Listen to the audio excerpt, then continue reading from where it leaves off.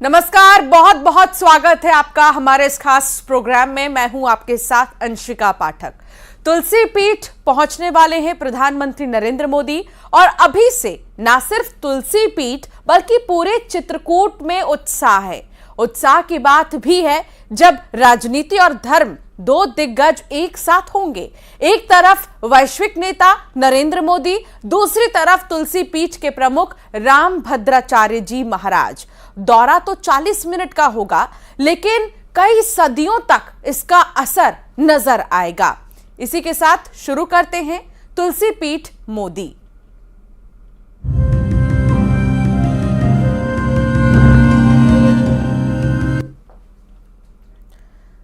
तो तुलसी पीठ में पीएम मोदी में भगवान राम की तपोभूमि चित्रकूट उत्साह से भरी हुई है और स्वागत के लिए तैयार है अपने प्रधानमंत्री मोदी के लिए पूरा चित्रकूट। पीएम मोदी 27 अक्टूबर को पहुंचेंगे तुलसी पीठ। क्या है इसके मायने और खासियत, आपको इस रिपोर्ट के जरिए दिखाते हैं।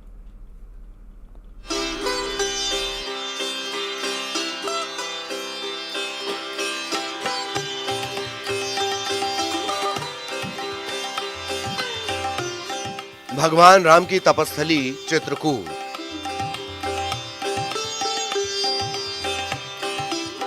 उसी चित्रकूट में स्थित है तुलसी पीठ, जिसके पीठाधीश्वर हैं पद्म विभूषण जगत गुरु रामभद्राचार्य जी महाराज। वही रामभद्राचार्य जी महाराज जिनकी गवाही ने राम मंदिर केस में हिंदू पक्ष को मजबूत किया था। प्राचीन ग्रंथों का उल्लेख करते हुए रामभद्राचार्य जी महाराज ने श्री राम जन्म स्थान के बारे में बताया था। चित्रकूट और तुलसी पीठ में इन दिनों गहमा गहमी है। जोर शोर से तैयारियां चल रही हैं। तैयारियां प्रधानमंत्री नरेंद्र मोदी के स्वागत की। पीएम मोदी 27 अक्टूबर को चित्रकूट के दौरे पर आने वाले हैं, जहां वे कई कार्यक्रमों में शामिल होंगे, पूजा अर्चना करेंगे और जगत गुरु रामभद्राचार्य जी महाराज से आध्यात्मिक चर्चा भी। इस वक्त हम मौजूद हैं धर्मस्थली या कहें भगवान राम की तपोभूमि। भगवान राम ने अपने 14 वर्ष के वनवास में सबसे ज्यादा वक्त जहां बिताया था वो चित्रकूट आज हम मौजूद हैं। और आपको बता दें, प्रधानमंत्री नरेंद्र मोदी 27 अक्टूबर को चित्रकूट आएंगे। सदगुरु सेवा ट्रस्ट में वो जाएंगे, लेकिन उसके बाद अगर हम जिक्र करें तो इसी मंदिर में वो दर्शन करने पहुंचेंगे। ये कांच मंदिर के तौर पर जाना जाता है। यहां भी वो पहुंचेंगे, जायजा लेंगे, यहां पर दर्शन करेंगे। और प्रधानमंत्री नरेंद्र मोदी के दौरे के मद्देनजर आप चारों तरफ देख सकते हैं, सिक्योरिटी कोई लेफ्ट ना छूट जाए, बहुत ही टाइट सिक्योरिटी। और आज से ही यहाँ पर पूरे प्रबंध होने लगे हैं। सीसीटीवी से लेकर तमाम जो मेटल डिटेक्टर हैं वो इस जगह पर लगा दिए गए हैं। पीएम मोदी जानकी कुंड चिकित्सालय परिसर में आयोजित सदगुरु सेवा संघ ट्रस्ट के पहले चेयरमैन अरविंद भाई मफतलाल के 100वें जन्म वर्षगांठ के उपलक्ष्य पर आयोजित कार्यक्रम में शिरकत करेंगे और जानकी कुंड चिकित्सालय की इमरजेंसी एयर यूनिट का उद्घाटन भी करेंगे। रघुवीर मंदिर में दर्शन पूजन के बाद पीएम मोदी तुलसी पीठाधीश्वर पद्म विभूषण जगत गुरु रामभद्राचार्य महाराज जी से मुलाकात कर उनका आशीर्वाद लेंगे और एक बेहद खास ग्रंथ का विमोचन भी करेंगे। श्री गुरुदेव भगवान के दर्शन के लिए देश के यशस्वी प्रधानमंत्री श्री माननीय नरेंद्र मोदी जी यहाँ पर आने वाले हैं और भगवान श्री सीताराम जी के वो दर्शन करेंगे। यहाँ पर कुछ देर भगवान श्री सीताराम जी के दर्शन करेंगे और उसके बाद पूज्य सदगुरुदेव भगवान के भी दर्शन करेंगे, उनसे आशीर्वाद प्राप्त करेंगे और इसके बाद फिर वो यहाँ से जाएंगे। जगत गुरु रामभद्राचार्य जी महाराज व्याकरण के प्राचीन ग्रंथ अष्टाध्यायी पर 10,000 पन्नों का भाष्य लिख चुके हैं। पीएम मोदी इस अद्भुत ग्रंथ का विमोचन करेंगे।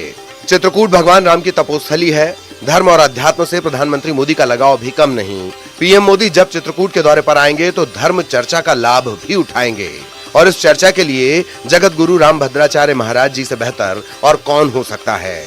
जगत गुरु रामभद्राचार्य महाराज से अध्यात्म और धर्म पर वो चर्चा करेंगे। माननीय प्रधानमंत्री जी का आगमन एक बहुत बड़ी बात है और ये एक मित्र अपने मित्र से मिलने आ रहा है। नरेंद्र मोदी जी और जगत गुरु रामभद्राचार्य जी की मित्रता को सभी जानते हैं और एक मित्र से मिलने आ रहा है। प्रधानमंत्री के तौर पर पीएम मोदी का ये पहला चित्रकूट दौरा है। चित्रकूट प्रधानमंत्री मोदी के स्वागत की तैयारी में जुटा है। तुलसी पीठ पर पीएम मोदी 40 मिनट का समय देंगे। ऐसे में पीठ में परम पूज्य जगत गुरु के शिष्य भी उत्साह में हैं। शिवेंद्र बघेल, न्यूज़ 18, सतना।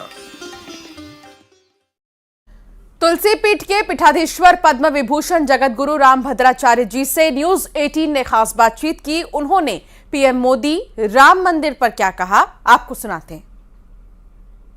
27 अक्टूबर को प्रधानमंत्री नरेंद्र मोदी चित्रकूट आ रहे हैं और तुलसी पीठ भी आएंगे प्रधानमंत्री नरेंद्र मोदी। और हमारे साथ इस वक्त बात करने के लिए पद्म विभूषण जगत गुरु श्री राम भद्राचार्य जी हैं।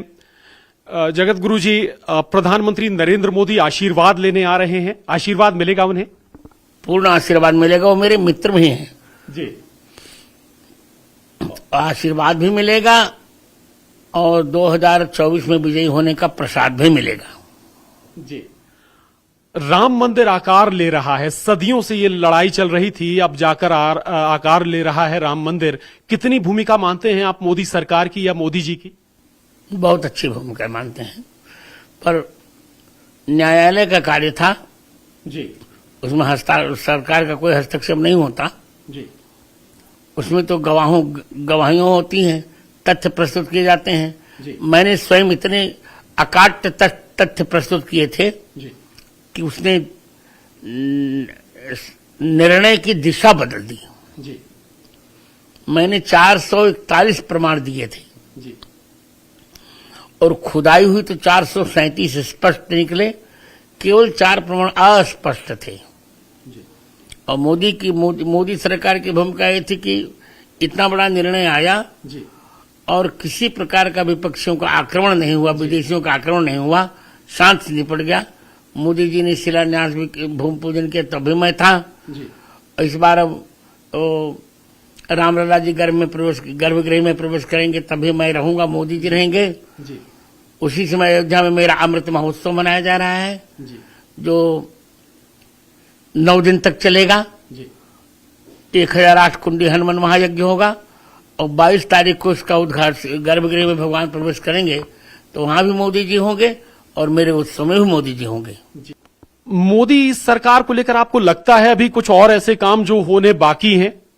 हाँ, अभी बहुत काम बाकी है। बहुत काम तो हो चुके कि जैसे 370 धारा मिट गई जी। और 35 से चला गया जी। और ट्रिपल तलाक की प्रथा समाप्त हो गई और नारी शक्ति बंधन अधिनियम आ गया जी। महिला आरक्षण विधेयक। उसी प्रकार अभी रामचरितमानस को राष्ट्र ग्रंथ होना है, हिंदी को राष्ट्रभाषा होनी है जी। और गौ माता को राष्ट्र धरोहर होनी है जी। और विकसित भारत होना है। इसमें भी मोदी सरकार की अब बहुत आवश्यकता है जी। लेकिन विपक्ष तो तैयार बैठा है, तमाम जो दल हैं वो एक साथ आ गए हैं इंडिया गठबंधन के नाम पे। वो कहते हैं मोदी जी को दोबारा आने ही नहीं देंगे। ओ लेट देम वर्क, उन्हें भूखने दीजिए जी। संत समाज क्या इस जाति जनगणना के खिलाफ रहेगा? पूर्ण खिलाफ रहेगा। तो हमारे साथ थे पद्म विभूषण जगत गुरु श्री राम भद्राचार्य जी। तो कल प्रधानमंत्री मोदी विशेष तौर से आएंगे आशीर्वाद लेने और आशीर्वाद के तौर पर 2024 की जीत का आशीर्वाद पीएम मोदी को जगत गुरु से मिलने जा रहा है। कैमरामैन खिलान सिंह के साथ प्रशांत कटारे, न्यूज 18। क्या कहना था राम भद्राचार्य जी का। वहीं प्रधानमंत्री के दौरे पर चित्रकूट में कैसा उत्साह है वो भी आपको दिखाते हैं। इस वक्त हम मौजूद हैं धर्मस्थली या कहें भगवान राम की तपोभूमि। भगवान राम ने अपने 14 वर्ष के वनवास में सबसे ज्यादा वक्त जहां बिताया था वो चित्रकूट आज हम मौजूद हैं। और आपको बता दें प्रधानमंत्री नरेंद्र मोदी 27 अक्टूबर को चित्रकूट आएंगे, सदगुरु सेवा ट्रस्ट में वो जाएंगे। लेकिन उसके बाद अगर हम जिक्र करें तो इसी मंदिर में वो दर्शन करने पहुंचेंगे।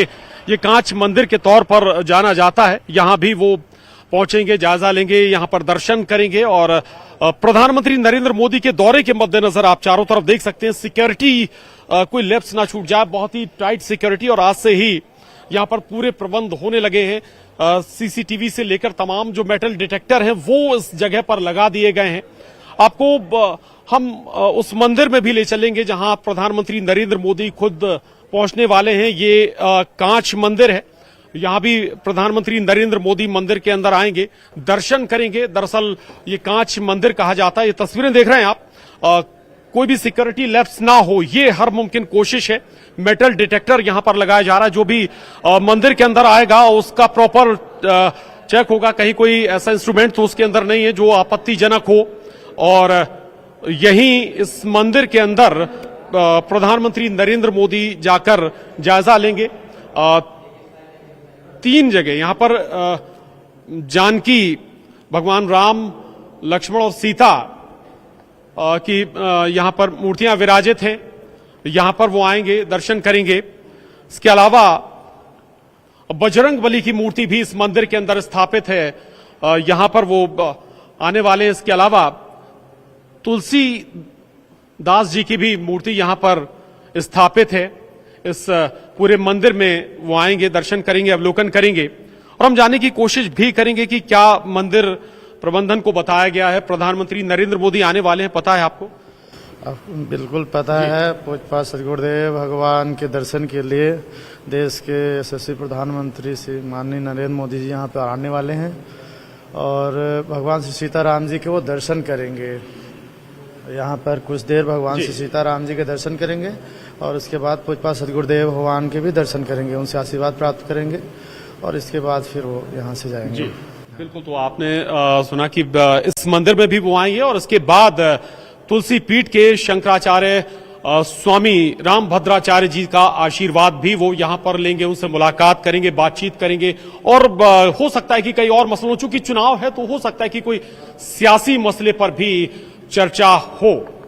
कैमरामैन खिलान के साथ प्रशांत कटारे, न्यूज़ 18 चित्रकूट। तो देखिए, जोश और उत्साह काफी ज्यादा है चित्रकूट के लोगों में और साथ ही मंदिर प्रबंधन की तरफ से भी तमाम तैयारियां की जा रही हैं। अयोध्या में जहां राम मंदिर निर्माण कार्य तेजी से चल रहा है, तो वहीं अब यहां के लिए नए पुजारियों की भी नियुक्ति होगी। इस रिपोर्ट में आपको दिखाते हैं।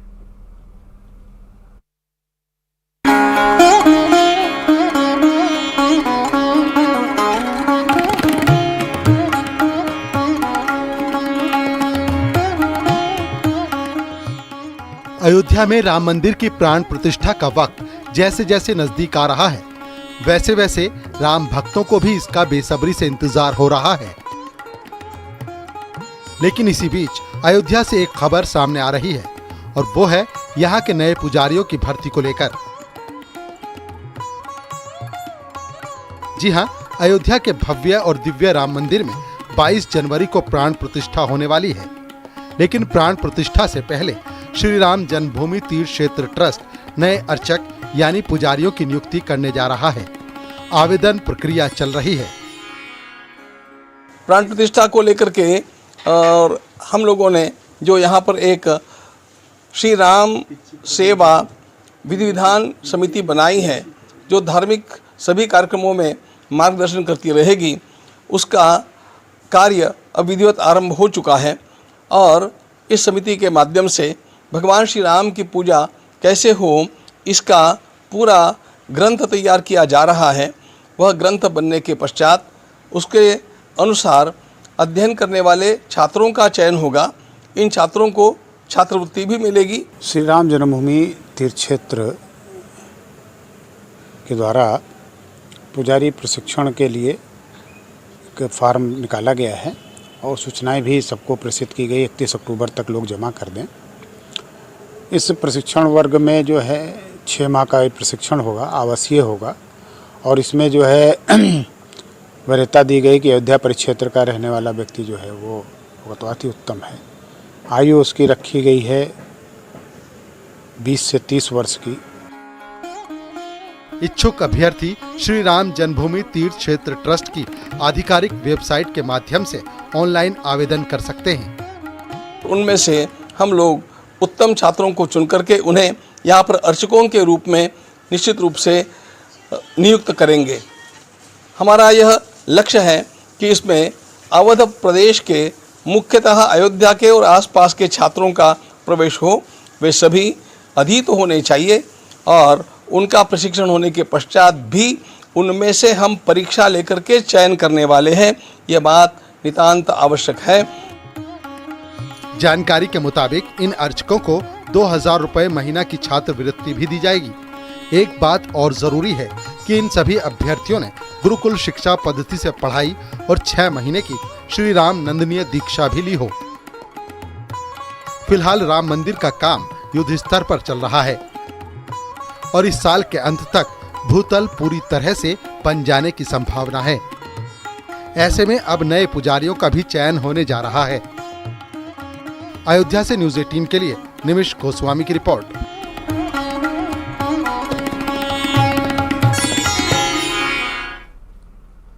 अयोध्या में राम मंदिर के उद्घाटन की तारीख तय होने के साथ ही मंदिर निर्माण की गति ने भी तेजी पकड़ ली है। राम मंदिर को फाइनल टच देने की तैयारी जोरों पर है। अयोध्या से नई तस्वीरें सामने आई हैं, आपको भी दिखाते हैं।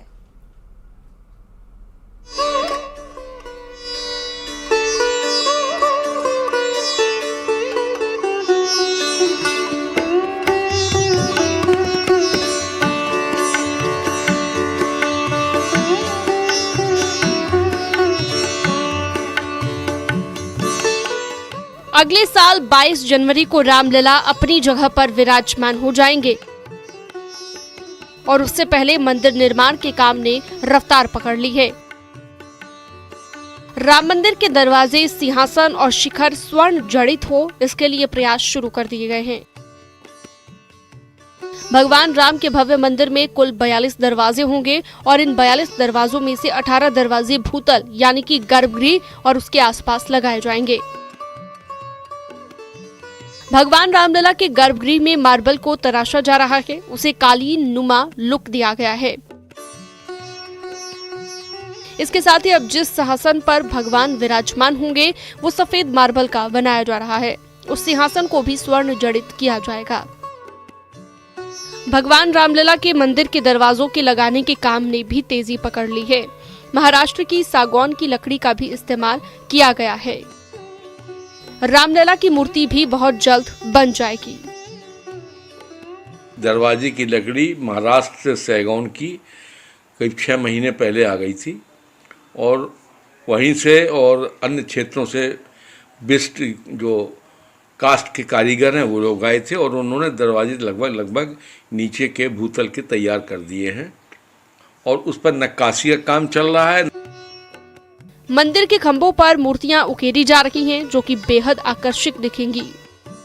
प्रत्येक खंभे पर मूर्तियां ऐसी 6000 बनेगी सभी खंभों पर। ये 6000 मूर्तियों के बनने के बाद मंदिर की क्या छटा निकलेगी आप उसकी कल्पना कर सकते हैं, वर्णन तो नहीं कर सकते। मंदिर की फर्श संगमरमर की है, गर्भगृह की दीवारें संगमरमर की हैं, उसमें भी कार्विंग है।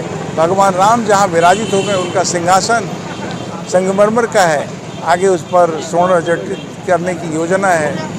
अयोध्या में रामलला की प्राण प्रतिष्ठा का बेसब्री से इंतजार हो रहा है। प्रभु राम के दर्शन के लिए श्रद्धालु बेहद उत्सुक हैं।